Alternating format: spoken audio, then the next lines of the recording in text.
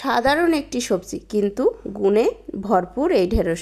বাগানের টাটকা ঢেঁড়স, সাদার পুষ্টি দারুণ সমন্বয়। নমস্কার বন্ধুরা, আমি নূপুর চলে আসলাম আজকে একটা ঢেঁড়সের নিরামিষ সবজি নিয়ে।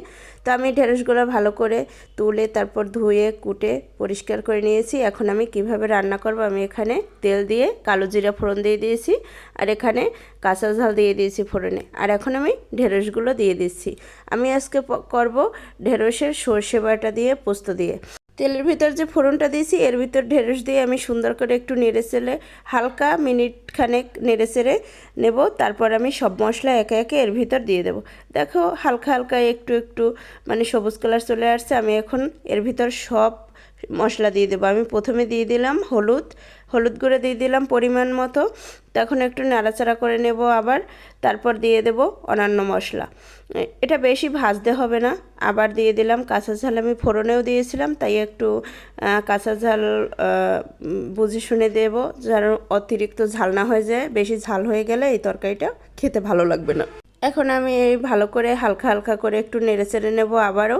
দেখো বেশি কিন্তু নাড়াচাড়া করা লাগে নাই, হালকা। ঢেঁড়স খুব তাড়াতাড়ি হয়ে যায়। আর এখন আমি এর ভিতর আমি জল দিয়ে দেবো পরিমাণ মতো।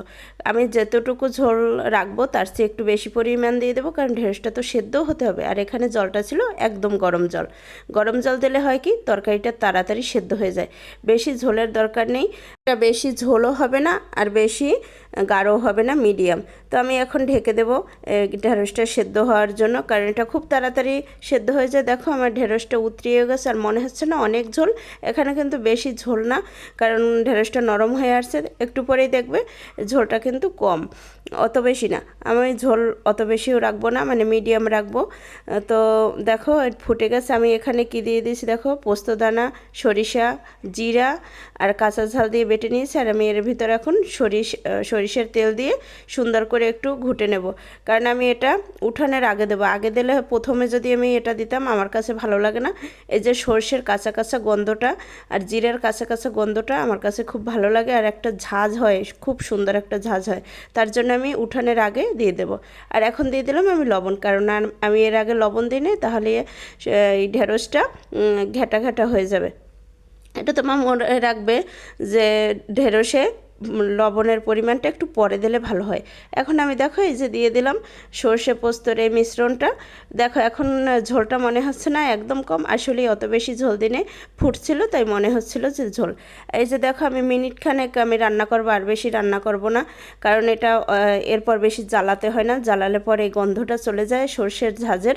আমার কাছে ঝাঁঝ সরিষার গন্ধটা অনেক ভালো লাগে। দেখো আমার রান্না প্রায় হয়ে গেছে। এই যে দেখেছো কত সুন্দর কালারটা আসছে।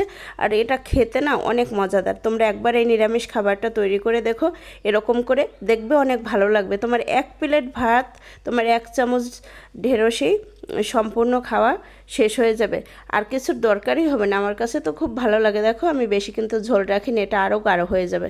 এখন আমি ঢেলে নিলাম। দেখো আমার রান্না কমপ্লিট। কত সহজে হয়ে যায়, ও খুব তাড়াতাড়ি হয়ে যায় এই ঢেঁড়সের তরকারিটা। আর আমার ভিডিওগুলো যদি তোমাদের ভালো লেগে থাকে তাহলে অবশ্যই সাবস্ক্রাইব করবে। তোমাদের এক একটা কমেন্ট আমার আরও একটা ভিডিও তৈরি করতে অনুপ্রেরণা যোগায়। তো সবাই ভালো থাকবে, সুস্থ থাকবে।